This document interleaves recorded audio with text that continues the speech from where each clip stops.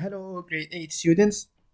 In this presentation, we're going to talk about our exercises and our worksheet. So let's move to exercise 1. This is an extra exercise. So in a certain tube, we add 5 grams of albumin, and then we trace the changes in the amount of albumin and amino acids following the addition of the enzyme trypsin. So time in hours, this table is showing the variation of the percentage of albumin and that of amino acids as a function of time in hours. So 0, 1, 2, 3, and 4 hours. At the beginning of the experiment, the percentage of albumin was 100 and that of amino acid it was 0%. As time increases, the percentage of albumin decreases from 100 to 70, then from 70 to 50 to 20 to 0. This means that as time increases, the amount of albumin or the percentage of albumin decreases. While let's look for the percentage of amino acids. At time 0, the percentage of amino acid it was 0. As time increases from 0 to 4, the percentage of amino acid increases to 30, to 50, to 80, and then to 100. Meaning that all of the albumin, this protein, is transformed or digested into amino acid, which is the simplest form of proteins. So here, if I said to interpret the results, so here we can deduce that the trypsin enzyme, it works on albumin to digest it into amino acids. So interpret the results, what can you deduce? Here, at time equals 0 hours, the percentage of albumin was 100, while that of amino acid, it was 0. As time passes from 0 to the 4th hour, the percentage of albumin decreases from 100 to 0%. While the percentage of amino acid increases from 0 to 100. What does this indicate? This indicates that albumin is transformed into amino acids. So, conclusion, therefore, trypsin acts on albumin, which is a protein. Albumin is a protein. To break it down, to digest it, to hydrolyze it, to transform it into amino acids. Let's move to exercise 1 in our worksheet.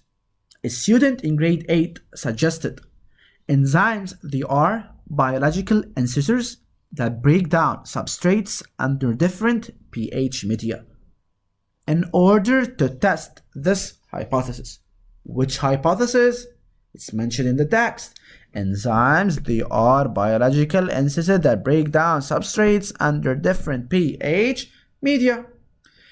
In order to test this hypothesis, trypsin enzyme is added into 2 different tubes at different pH under the same conditions of temperature, convenient time, duration, and substrate, which is albumin. So both of them, they are working in albumin. Both of them, they are placed in the same temperature, 37 degrees Celsius. Both of them, they are placed for about 60 minutes. What is the variable factor here? Is the pH, different pH. Here the pH equal 2, while in the second tube pH equal 8. So let's move to this figure. This figure is showing the conditions of the experiments in addition to the results after 60 minutes. Tubes C and D. In both tubes C and D, we have albumin. Both tubes, they are placed in a water bath at temperature 37 degrees Celsius. Both of them, they contain trypsin. Both of them contain water. Moving to the differences, the variable factor. The variable factor between tubes C and D. In tube C, the pH is equal to 2. So it's an acidic medium. While the pH equal 8, it's a basic medium. And as you know that, trypsin, it works in acidic or basic? Sure, in basic. So after 60 minutes, the albumin, it remains the same in tube C, so there is no digestion. While in tube D, we have disappearance of the albumin, meaning that the albumin is digested. So first, they ask us, pick out from the text the tested hypothesis. The hypothesis is the sentence that we highlighted. Enzymes, they are biological ancestors that break down substrate under different pH media. Referring to the figure, Pick out the variable factor. We said that the variable factor, it's the pH. Justify the uses of water bath 37 degrees Celsius. Why? Because enzymes have optimum function. Enzymes, they have optimum, meaning that best function, optimum function at 37 degrees Celsius, and also it's the body's temperature. Represent in the same table the conditions and the results. Interpret the obtained result. Is the hypothesis validated? Name the product obtained. Let's go to the interpret. Interpret, you have to say, so after we add trypsin, or after adding trypsin and water to tube C, at the pH equal to where the temperature is equal to 37 degrees Celsius, the albumin remains in the tube. It persists in the tube after 60 minutes. What does this indicate? This indicates that there is no digestion in tube C, while after adding trypsin and water to tube D, at pH equal 8 of temperature 37 degrees Celsius, the albumin, it is digested, or it disappeared, meaning that after 60 minutes, sure. So you have to mention the time. You have to mention the variable between these two tubes. This indicates that we have digestion in tube D. So the variable factor between these two is the pH. So the pH played an important role in the process of digestion. So is the hypothesis validated? Yes, it's proved, it's confirmed. Why? Because the variable between the two experiments in tube C and D is the pH. And digestion occurs in tube D where the pH equal 8 basic, while there is no digestion in tube C where the pH equal 2, which is acidic. Name the final product obtained in tube D. It is the amino acids. It's amino acids. So, as I said, the hypothesis, enzymes, they are biological intruders that break down substrates under different pH media. Number B, it is pH. C, since the enzymes have optimum function at temperature 37, which is the body temperature. Let's move to the table of condition. Let's here pay attention to the table of condition, how to draw it in steps. First, we have conditions, and also we can fix it into two. We write here tubes if you want. So here we have substrate, we have water, we have pH, we have the trypsin enzyme, we have temperature, we have time, and we have the results. We have tubes C and D. Albumin is present in both tubes. Some of you are going to ask me, can I put here plus plus? Yes, you can. You can put plus plus instead of writing albumin, you can write plus plus. Water is present in 2, plus plus. pH 2 in tube C and 8 in tube D. Trypsin is present in both tubes, so plus plus. Temperature 37, time needed 60 minutes. Results, albumin exists, it remains in tube C, while albumin disappears in tube D. These should be drawn, the table should be drawn using a pencil and a ruler for sure, and you have to fill it using a pen. You have to give the legend is very important. Legend, plus mean presence. Sometimes we're going to use minus, it means absence, so you have to use plus and minus if it's necessary. If it's not, it's okay. For example, sometimes we're going to add trypsin and there is no trypsin in tube D, so put plus and minus. So you have to be careful for this. Title, table showing the conditions and the results of experiments in tubes C and D. So after adding trypsin, as I said, this is the interpret. So after adding trypsin and water to tube C, pH equal to at 37 degrees Celsius, the albumin remains in the tube after 60 minutes. What does this indicate? This indicates that there is no digestion in tube C. While after adding trypsin and water to albumin in tube D of pH equal 8 at 37 degrees Celsius, the albumin disappeared after 60 minutes. What does this indicate? This indicates that digestion of albumin occurs in tube D. Is the hypothesis validated? It is confirmed. Validated means that it is confirmed. It's true. Yes, since the variable between the two experiments is the pH, where digestion occurs in tube D, where the pH equal to 8, and there is no digestion in tube C, where the pH is equal to 2. The final product is amino acid. How can we apply a test that determines if there is digestion of proteins or not? We can apply a Biology test. If it gives no violet color, if there is no violet color, meaning that there is the digestion of proteins and or polypeptides. Let's move now to question number 2. Question number 2, the mechanical digestion permits the decomposition of food into small pieces, facilitating the chemical action of enzymes. To verify this hypothesis, bread pieces, which hypothesis? This is the hypothesis here. The mechanical digestion permits the decomposition of food into small pieces, facilitating the chemical action of enzymes. To verify this hypothesis, bread pieces of different sizes were placed in 2 test tubes in the presence of the enzyme salivary amylase. As you know that salivary amylase, it works on starch to convert it into maltose. Okay, so let's start step by step. Both tubes 1 and 2, they contain water, they contain amylase. Here we have bread in tube 1 and bread in tube 2. We have pH equals 7 in both of them. So all the conditions are common, while the variable is the size of the pieces of bread. Here we have small pieces of bread, small pieces, while here we have large pieces of bread. So this is the difference.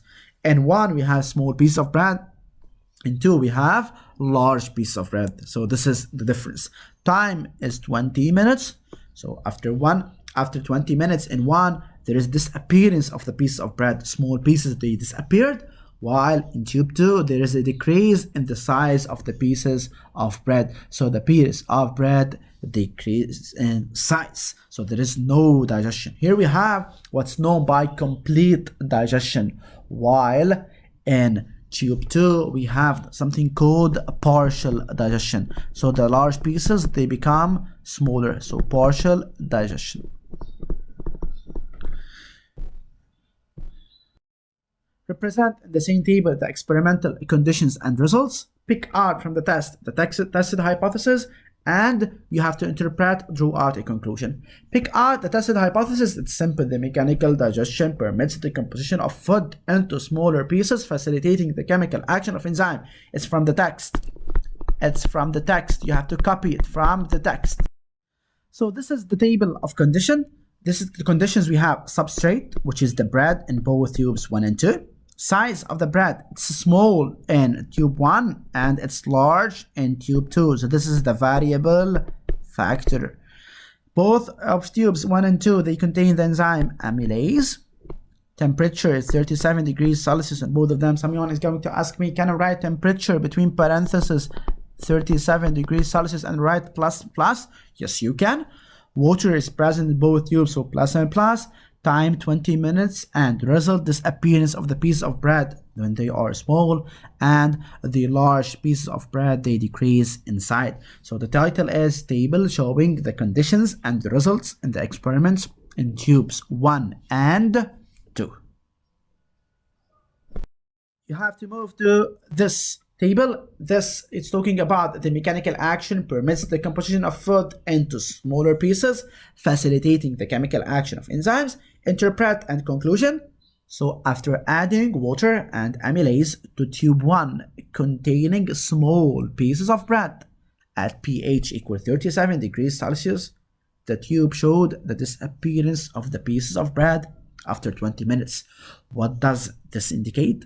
This indicates that complete digestion of the small piece of bread occurred in 1. So complete in tube 1, complete digestion. While after adding water and amylase to tube 2 containing large pieces of bread at pH equals 7 at 37 degrees Celsius, the tube showed decrease in the size of pieces after 20 minutes. This indicates that we have partial, meaning that part of the food is digested, not all the food, not complete digestion. So partial digestion. So partial digestion of the large piece of bread in tube 2.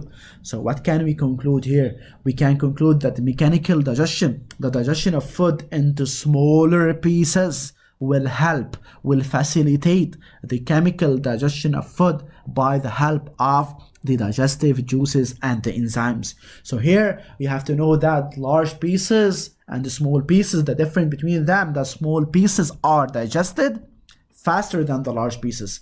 So small pieces are digested faster. That's why in tube 1, when we have small pieces of bread, we have complete digestion. Small pieces, we have complete. While in the second, when we have large pieces of bread, we have partial digestion. So you have to mention the variable factor, which is the size of the pieces of bread. So conclusion is, we conclude that mechanical digestion facilitates the chemical digestion of food. Let's move now to question number 3, temperature and enzymatic activity. Grade 9 students posted the following question: what is the convenient temperature for the activity of the enzyme? For this reason, they realized the experiment described below. They put the same quantity of cooked starch in each of the 2 test tubes, A and B. They added small quantity of fresh saliva secreted by salivary gland to each of the 2 tubes. Then they placed both tubes for a convenient duration of time at a temperature that are different. Tube A at 0 temperature and tube B is at 37 degrees Celsius. Note that saliva contains an enzyme called amylase. You have to know this. The chemical medium in both is neutral, meaning that the pH is equal to 7. Using an appropriate technique, these students obtained the result shown in the opposite document. Quantity of cooked starch in tube A, it remains at 100% as time increases from 0 to 15 minutes. So as time passes from 0 to 15 minutes, the quantity of cooked starch in percentage, it remained the same in tube A. What does this mean? This means that there is no digestion of cooked starch in tube A. This means that no digestion. The quantity remains the same. While in tube B, as time passes from 0 to 15 minutes, the quantity of cooked starch decreases from 100 to 10%. Here we have digestion of the cooked starch.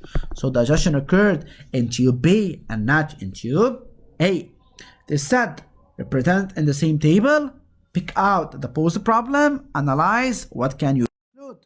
So you have to know table, time 0, 5, 10, 15. Tube A remains the same at 100 as you see here, while in tube B it decreases from 100 to 75 at 5 minutes to 50 at 10 minutes, and then it decreases to 10 after 15 minutes. Title: table showing the variation of the quantities of cooked starch in both tubes A and B in a function of time. What's the posed problem here? Posed problem: what is the convenient or what is the suitable temperature for the activity of the enzyme? Is it 0 or 37? Quantity of cooked starch is 100. Part 3, they said analyze and the conclusion. So analyze without indication. There is interpret. Interpret is analyze plus indication. Here we have only to analyze and draw out a conclusion.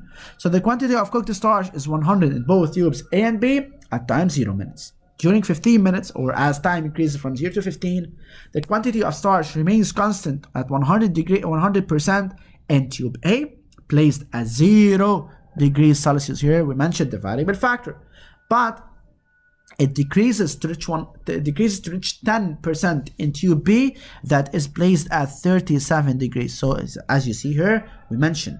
And also, I didn't only analyze, I added for this interpret for your information in order to know the interpret and to work more on the interpret. So I added this, indicate that the starch is not digested in tube A but in tube B. If I ask you analyze, in this question they ask you analyze, but I want you to know more about interpret. At interpret, it's analyze plus indication.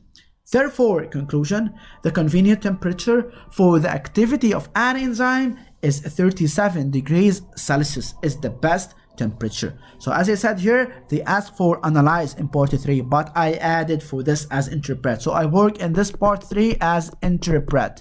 Okay, so I work interpret, which is analysis plus an interpret. Okay, so be careful for this. Okay, guys?